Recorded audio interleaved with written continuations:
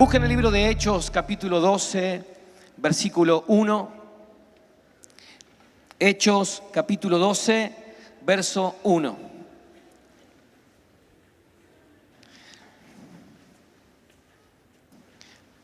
Y antes de leer ese pasaje vamos a empezar con un versículo. No lo busquen, yo se los voy a decir. Dice la palabra de Dios: así que si el Hijo os libertare, seréis verdaderamente libres. Muchas veces he citado este versículo porque creo que es una verdad de Dios. Así que si el Hijo os libertare, seréis verdaderamente libres. Esto está en el libro de Juan. Así que si el Hijo os libertare, seréis verdaderamente libres. ¿Te animás a decirlo conmigo? Así que si el Hijo os libertare, seréis verdaderamente libres. Así que si el Hijo os libertare, seréis verdaderamente libres. Y el verdaderamente me habla de una libertad integral en todos los aspectos de mi vida. Dios te va a dar una libertad integral en todos los aspectos de tu vida. Ahora sí, en base a este versículo, vamos a leer juntos una historia muy conocida por aquellos que hace tiempo vienen a la iglesia y por los nuevos quizás es la primera vez que la escuchan. Dice el libro de Hechos, capítulo 12, verso 1.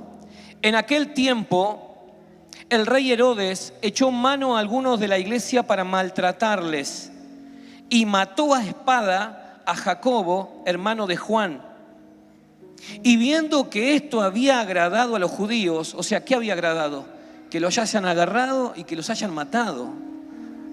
Procedió a prender también a Pedro. Era entonces los días de los panes sin levadura. Y habiéndole tomado preso, hablamos de Herodes, tomó preso a Pedro, le puso en la cárcel, entregándole a 4 grupos de 4 soldados cada uno, para que le custodiasen, y se proponían sacarle al pueblo después de la Pascua. Pedro fue encarcelado por Herodes, pero a mí me resulta llamativo la cantidad de guardias y de custodias que le ponen. 4 grupos de 4 soldados cada uno, o sea 16 soldados para custodiar a un solo hombre, y la idea era matarlo después de la Pascua. Versículo 5. Así que Pedro estaba custodiado en la cárcel, pero la iglesia hacía sin cesar oración a Dios por él. Y cuando Herodes le iba a sacar aquella misma noche, estaba Pedro durmiendo entre 2 soldados, sujeto con 2 cadenas, y los guardas delante de la puerta custodiaban la cárcel. Y he aquí que se presentó un ángel del Señor y tocando a Pedro en el costado le despertó diciendo: levántate pronto, y las cadenas se le cayeron de las manos. Le dijo el ángel: cíñete y átate las sandalias, y lo hizo así, y le dijo: envuélvete en tu manto y sígueme. Saliendo le seguían, pero no sabía que era verdad lo que hacía el ángel, sino que pensaba que veía una visión. Habiendo pasado la primera y la segunda guardia, llegaron a la puerta de hierro que daba a la ciudad, la cual se les abrió por sí misma, y salidos pasaron una calle, y luego el ángel se apartó de él. Entonces Pedro, volviendo en sí, dijo: ahora entiendo verdaderamente que el Señor ha enviado su ángel y me ha librado de la mano de Herodes y de todo lo que el pueblo de los judíos esperaba. Herodes había desatado una feroz persecución para todos aquellos que seguían a Jesús. En ese entonces ya se llamaban los del camino. Herodes vio que había una iglesia incipiente que estaba tomando lugar y ganando terreno. Entonces Herodes, lleno de odio, comienza a buscar a los rebeldes, a los caudillos, aquellos que predicaban la palabra de Dios. Lo que hacía el rey, lo que hacía Herodes era ganarse el favor del pueblo con actitudes populistas. Cualquier parecido con la realidad es pura coincidencia. Actitudes populistas. ¿Qué hacían? Como habían matado a Jacobo y al pueblo le gustó, vamos a seguir por ahí, así agradamos al pueblo y el pueblo nos da el favor, nos da la bendición y el pueblo nos respalda. Y fue así que Herodes dice: lo agarramos a Pedro, que aparentemente es el cabecilla, y luego de la Pascua lo vamos a matar. Pedro es encarcelado con una llamativa custodia. 4 grupos de 4 soldados cada uno, o sea, 16 soldados para cuidar a un solo hombre que el delito que había cometido era predicar a Cristo. Qué llamativo es ver que tanta custodia para un solo hombre. Herodes es figura de Satanás. ¿Por qué tanta custodia para un solo hombre? Claro, lo que pasa es que cuando pusieron a dos a custodiar un cuerpo, al tercer día ese cuerpo desapareció. Y dice Herodes, esta vez no me va a pasar. No pongo 2, pongo 16 por las dudas, porque al que este predica ya se nos escapó. Este no se nos va a escapar. Herodes es figura de Satanás. Ahora, ¿por qué Herodes, con tanta demostración de poder, agarra a Pedro delante del pueblo y promete matarlo luego de la Pascua? Y en realidad, queridos hermanos, lo que hacía Herodes no era porque tenía poder. Dije bien que Herodes era figura de Satanás. Lo que Herodes hacía no era porque tenía poder, sino porque tenía miedo. Herodes le tenía miedo que se levante un pueblo en contra de él. Un pueblo que venía con ideas raras. Eran los seguidores de Cristo. Un pueblo que hablaba diferente. Un pueblo que tenía otros principios. Y eso le provocó miedo. Eso es lo que provoca la iglesia cuando se levanta en oración y toma decisiones firmes. Provoca miedo, aún hasta el mismo gobierno. Queridos hermanos, hoy los ojos de las autoridades nacionales están puestas sobre los evangélicos. Yo recuerdo muchas veces mi madre cantaba: somos un pequeño pueblo muy feliz, somos un pequeño pueblo muy feliz. Y así decíamos, somos pocos pero buenos. Hoy ya ese discurso cambió y somos mucho más que un pequeño pueblo, a tal punto que la iglesia evangélica está haciendo ruido, entre comillas. Hace una semana el debate en senadores, si se votaba la ley hace una semana, ganaba la ley del aborto.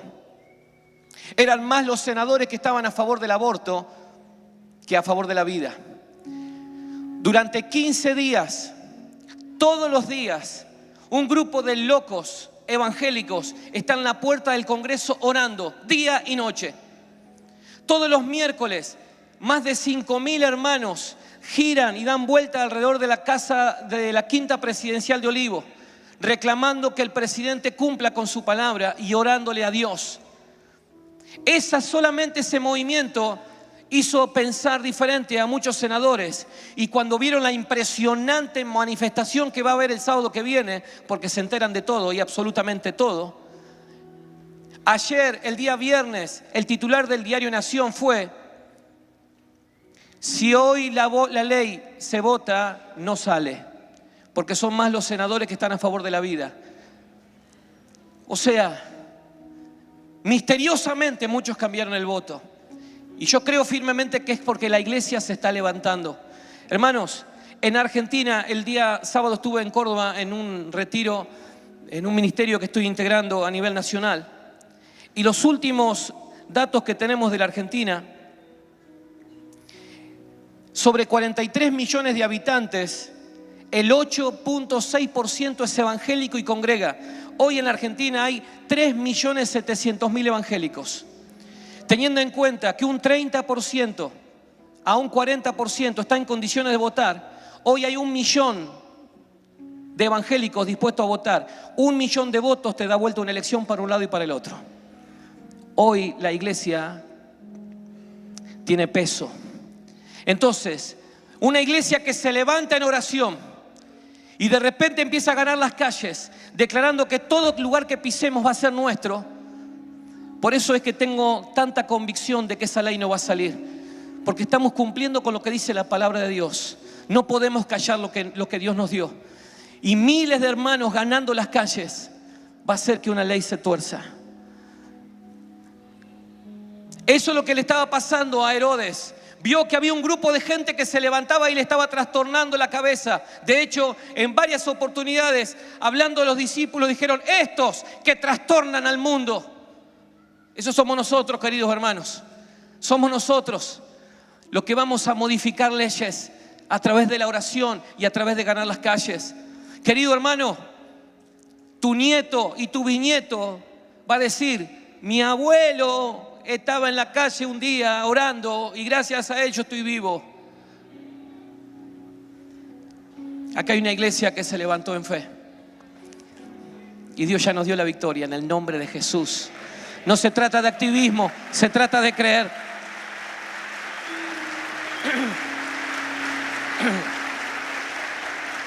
Por eso, querido, cuando la iglesia se quiso levantar, apareció el Herodes. Cada vez que quieras meterte en el camino del Señor, cada vez que quieras meterte en su propósito,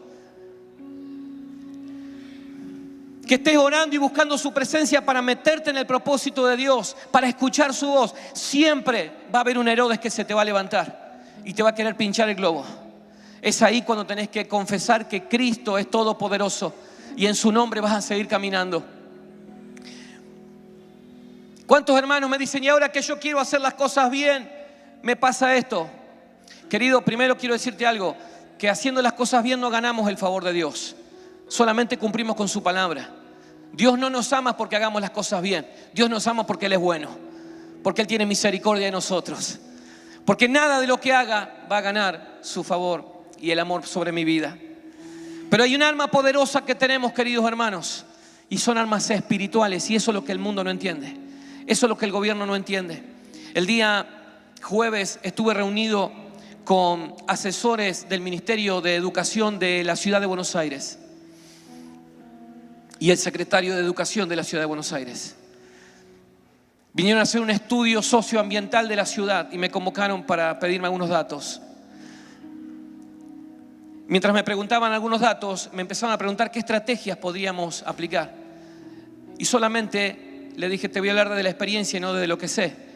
Y empezamos a hablar de nuestro trabajo en los barrios, a través de los anexos, a través de los merenderos, a través de la ludoteca terapéutica. Solamente le hablé de eso. Y me dice: ¿y esos programas quién se los bajó a ustedes? ¿Qué organismo le bajó esos programas? No, pará, tranquilo. Esto es espiritual. Claro, lo que pasa es que ustedes tienen voluntariado. No te confundas. El voluntariado tiene un límite. Esto pasa por otro lado. Esto pasa por amor de Dios desatado sobre nosotros. Un amor resiliente que va y va, como canta Ulises, indudablemente.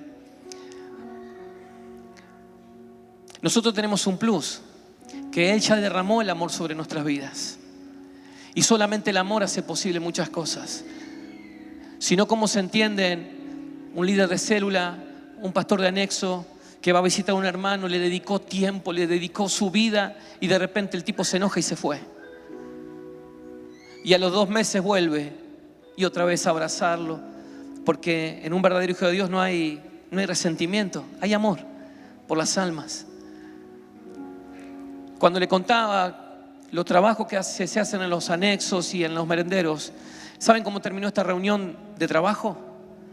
Todos llorando y preguntando cómo lo hacen. Y este es el miedo que tenía Herodes cuando vio que una iglesia se estaba levantando.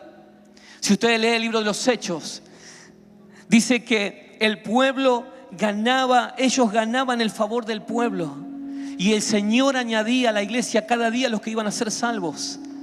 Ellos ganaron las calles y ese era el trabajo de la iglesia primitiva.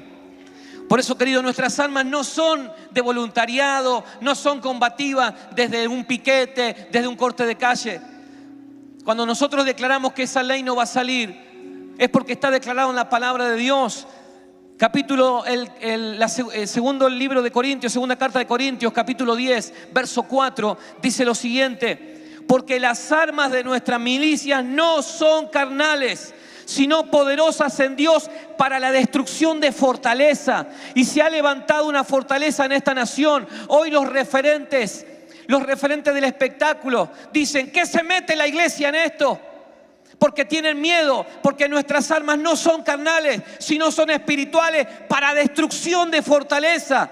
Y dice el versículo 5, derribando argumentos en el nombre de Jesús. La iglesia que se levanta en oración derriba argumentos y toda altivez que se levanta contra el conocimiento de Dios, y llevando cautivo todo pensamiento a la obediencia a Cristo. Es por eso que la ley no va a salir, porque en el nombre de Jesús se van a derribar argumentos y se va a quebrar toda obra de maldad. Lo dice su palabra y yo lo creo y voy detrás de esa palabra que Dios nos dio.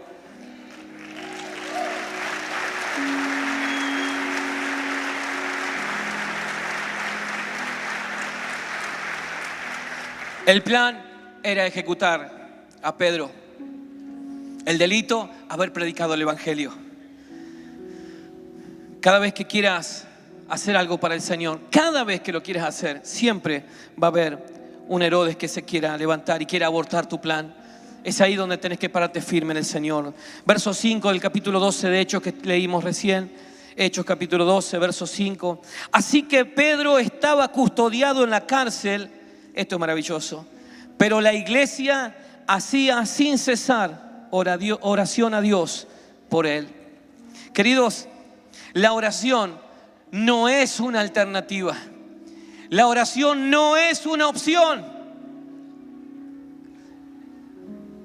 La oración es el único método que derriba argumentos, porque es espiritual. No hay opción. No es una opción. Tiene que ser lo primero. Lo primero, creerle a Dios que a través de la oración se derriban argumentos. Verso 6. Y cuando Herodes le iba a sacar aquella misma noche, estaba Pedro durmiendo entre dos soldados, sujeto con dos cadenas, y los guardas delante de la puerta custodiaban la cárcel. Cuando Herodes le iba a sacar aquella misma noche, estaba Pedro durmiendo. Podemos pensar muchas cosas sobre Pedro durmiendo encadenado en medio de dos guardias con una sentencia que le pesaba sobre su cabeza. Pedro encadenado, de pies y manos, en medio de dos soldados, en una cárcel, con una sentencia de muerte que le caía sobre él. Y él estaba durmiendo. Hay dos alternativas o tres. Primera, o Pedro era un inconsciente y no sabía lo que le iba a pasar y se durmió. O Pedro tenía el sueño fácil, porque en Getsemaní Jesús le dijo: quédense acá orando, yo voy y vengo. Y cuando volvió, Pedro estaba durmiendo. Pedro tenía el sueño fácil. Pero esos dos argumentos no sirven, porque Pedro ya había sido lleno del Espíritu Santo cuando estaba en el aposento alto. Y el poder vino sobre Pedro. Entonces queda la otra opción, que Pedro tenía paz. La misma paz que tuvo su maestro, él aprendió de su maestro. Jesús, en plena crisis, en una tormenta terrible, se quedó dormido. Y él lo vio a su maestro y dijo: vamos a probar cómo es esto. Cuando viene la crisis, me tiro a dormir. En plena crisis, él se quedó dormido. Porque eso es paz. Queridos, tener paz no es ausencia de problemas. Tener paz no es ausencia de conflicto. Tener paz no es: no me está pasando nada, tengo paz. No es eso. Paz es saber que aún en medio de la prueba, saber quién te va a liberar. Eso es paz. Paz es tener la confianza necesaria que aún en medio de la oscuridad Él te va a libertar. El salmista David, ahí en el Salmo capítulo 4, verso 8, mi mamá me lo hacía decir casi todas las noches cuando tenía miedo: en paz me acostaré y asimismo dormiré, porque solo tú, oh Jehová, me haces vivir confiado. ¿Te acordás, vieja? En paz me acostaré y asimismo dormiré, porque solo tú me haces vivir confiado. Mañana es lunes. Los chicos empiezan las clases. Una locura tienen encima. No quieren saber nada. Muchos tienen que rendir mañana. ¿Te animás esta noche antes de acostarte a decir: en paz me voy a acostar y me voy a dormir porque Dios me hace estar confiado. Hermano, es tiempo de vivir por fe y descansar en Él. Somos muy ansiosos. Yo estoy en la lista primero. Vos también, Marisa, somos dos. Bueno, viste, tenés que ir al médico, ¿ves? Mañana. Entonces vos tenés que decir esta noche, en paz me voy a acostar, porque Él me hace vivir confiado. Tanta gente que va al médico a esperar el resultado, en paz me voy a acostar. Porque me haga problema o no, el problema va a seguir estando. Pero para los hijos de Dios, ¿qué decimos? Me haga problema o no, Él tiene la solución a mi necesidad. Y eso es lo que le pasó a Pedro. ¿De qué me sirve amargarme si el que me defiende es Él? Yo sé que Él me va a defender. Yo sé que Él me va a librar. Él mismo escribió en el capítulo 5 de 1 Pedro, echando toda vuestra ansiedad sobre Él, porque Él tiene cuidado de vosotros. Él ya lo sabía. Él lo había vivido. Él sabía que en plena crisis toda la ansiedad se la tenemos que volcar a Él, porque Él tiene cuidado de nosotros. Paz, es decir, no sé cómo se hará, pero Él lo va a hacer. Paz es saber que Dios es Dios de imposibles. Paz es saber que aquel que dijo, ¿acaso hay algo difícil para mí? Está de tu lado. Esa es la paz que tenía Pedro. Que no importaba la circunstancia que estaba pasando, había paz en su vida. Quiera Dios que en esta noche Él desate de su paz sobre cada uno de nosotros.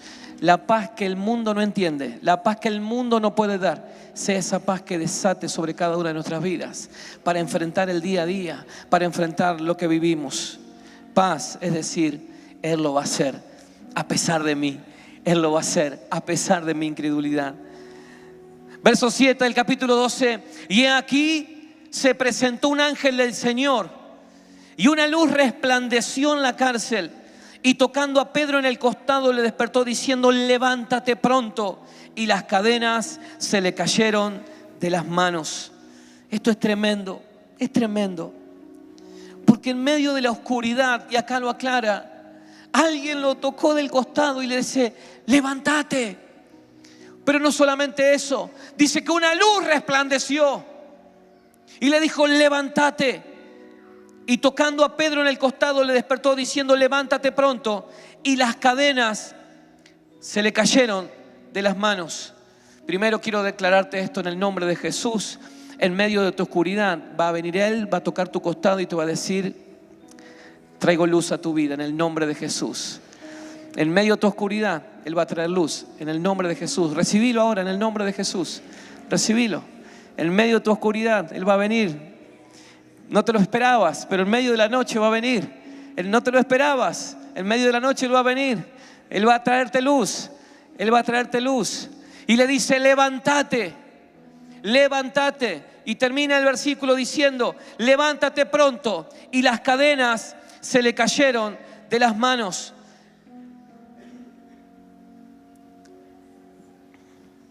Esto es muy interesante. Porque el ángel le dice, levántate. Le da una orden. Pedro estaba encadenado. Pedro había dicho, tengo custodia. Tengo cadenas que me atan. Levántate. Las cadenas no se le soltaron mientras estuvo en el piso. Dice que cuando se levantó, las cadenas se cayeron. Esto me habla de decisiones que tengo que tomar. No esperes el momento adecuado para tomar una decisión, porque el momento adecuado nunca va a llegar. Si Pedro hubiese dicho, si el Señor me saca las cadenas, yo me levanto, hoy estaría en la cárcel el esqueleto de Pedro esperando que las cadenas se le corten. No le pongas condiciones al Señor para actuar, porque es tiempo de actuar hoy. No esperes el momento adecuado. Cuando el Señor me dé un auto le voy a servir. Y cuando te dé el auto, cuando el Señor me haga cambiar el modelo del auto porque este no está, y así pues, sucesivamente. Cuando me case, va a haber. Cuando me case, no te veo nunca más. Si no ha pasado. Cuando consiga un buen trabajo, va a haber. Yo voy a venir acá Cuando consiga un buen trabajo, va a estar muy cansado para venir a la iglesia y va a estar trabajando todo el día. Cuando consiga una novia, vas a ver, a mí lo que me falta es una novia. Ahora no, tranquilo. Todo bien, como hablo en sentido figurado. Cuando consiga una novia, cuando el Señor me sane, cuando empieza a caminar, las puertas se iban abriendo. A medida que caminaba, en el caminar, las puertas se fueron abriendo. Querido, ¿cuántas puertas se te cerraron este año? ¿Cuántos no recibiste en este año?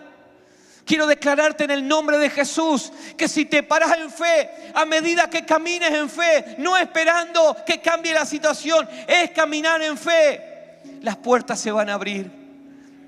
Nosotros hemos tomado un compromiso como iglesia de comprar el predio que tenemos en calle Alvear. Hoy es imposible, pero sumamente imposible para nosotros. Es imposible, es muy caro. Pero nosotros le dijimos a los dueños, se lo vamos a comprar. ¿Y cómo sería el plan de pago? Dame unos días que... Y cada vez que nos ven, dicen, ¿cómo sería el plan de pago? Te lo vamos a comprar. Y yo sé que va a llegar un momento que va a decir, bueno, este es el último día. Y yo espero ese momento para ver la gloria de Dios. Que incomprensiblemente algo se va a abrir. Y en poco tiempo vamos a estar firmando la escritura de todo el predio de Alvear. Yo sé que va a ser así, porque Dios lo dispuso. Yo sí sé que va a ser así. Va a ser así. ¿Cuántas puertas se cerraron, queridos? A medida que caminaban, las puertas se abrían. Es tremendo eso. A medida que caminaban, las puertas se abrían. Mirá lo que dice la palabra de Dios en el libro de Isaías capítulo 45. Léelo conmigo, por favor. Isaías 45, verso 2. Pasaje muy conocido. Pero es para darte aliento en esta noche, amigo. Dice, yo iré delante de ti. A ver, ¿quién iba delante de Pedro? El que dice la palabra. Había alguien que estaba abriendo puertas. Y enderezaré los lugares torcidos y quebrantaré puertas de bronce y cerrojos de hierro haré pedazos. Yo no sé cómo era a medida que Pedro caminaba, pero había un ruido, un sonido a candados rotos, a bisagras hechas pedazos. Era el Dios que lo había prometido, que voy a ir delante rompiendo cerrojos, rompiendo puertas. Y a medida que iba caminando, las puertas se abrían. Es promesa de Dios. Dice Dios, Él va delante tuyo abriendo puertas que se te han cerrado. Así que si una puerta se te abrió, si una puerta se te cerró, es porque Dios va a abrir algo grande, porque Él camina delante tuyo abriendo puertas. No sos vos, es su Espíritu Santo. Dice su palabra, no es con ejército, sino con mi Santo Espíritu. No es con tu fuerza, sino es con su Santo Espíritu. No es con tu táctica, sino con su Santo Espíritu. Y Él es mi Dios de imposible, el que abre puertas, el que abre río en medio del desierto, en medio del sequedad. Él abre y brotan las aguas. Él es mi Cristo, que en medio de tu desierto Él hace brotar agua. Por eso le creo a Él. Por eso le creo a Él. Él es mi Dios.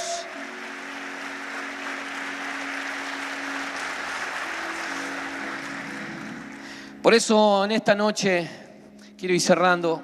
No quiero demorarme mucho tiempo. Sé que mañana tienen que reorganizar todas las cosas para que los chicos vayan a la escuela. Hay clases mañana. Mañana hay clases. Mañana hay clases. Hago un paréntesis antes de irme. Chicos que están en la escuela secundaria. ¿Cuántos están en la escuela secundaria? Levanten la mano. Vamos, levanten la mano los secundarios. Chicos, es un tirón. Vamos a darle ahora. Vamos a estudiar ahora, chicos, en serio. Vamos a estudiar ahora. No pongan la excusa de que tengo que ir a la iglesia y no puedo estudiar. Tranquilo.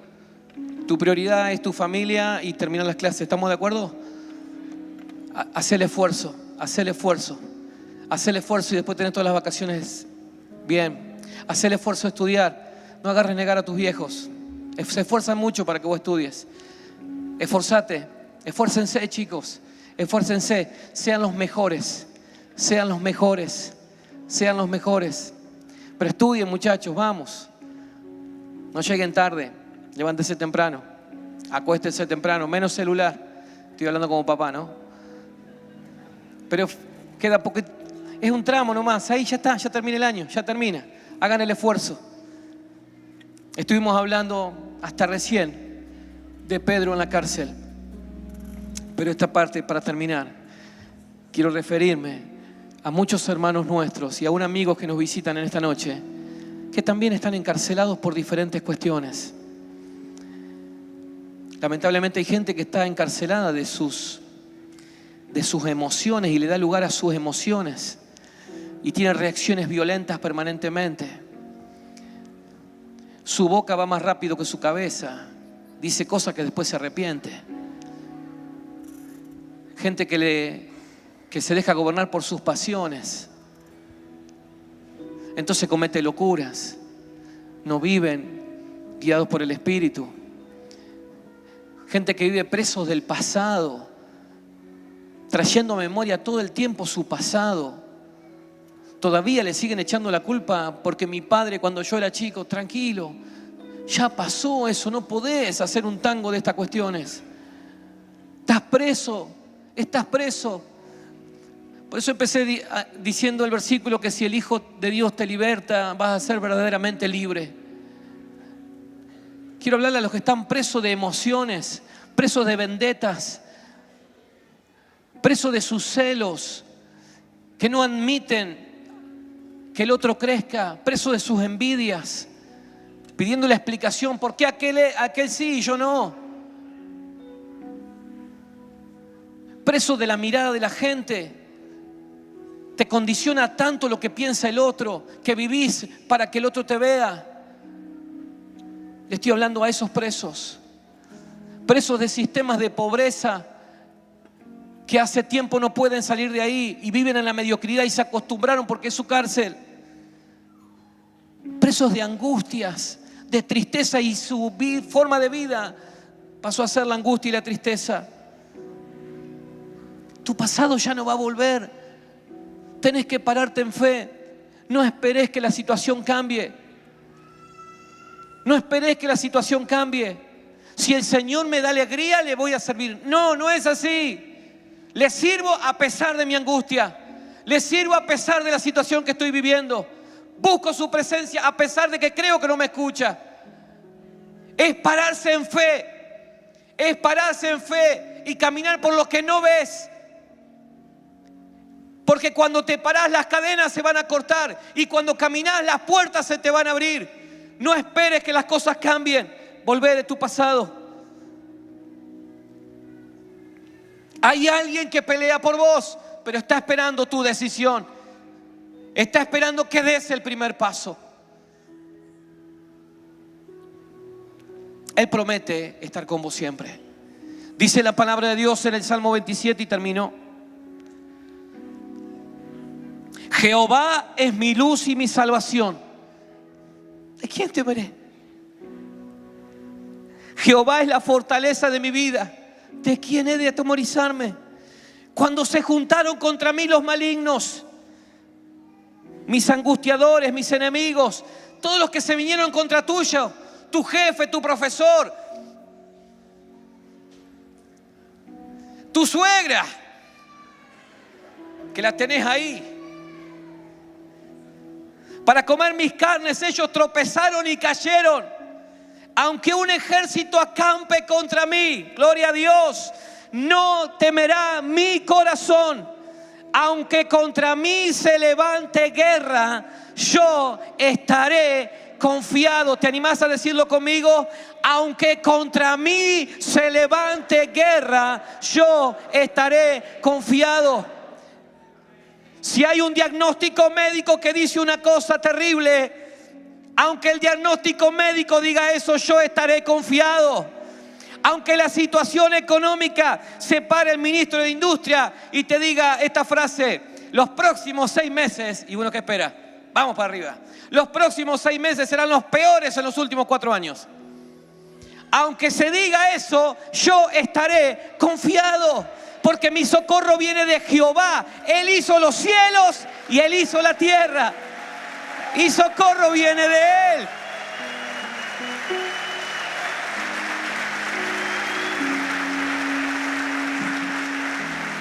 Por eso llévate este versículo para tu casa.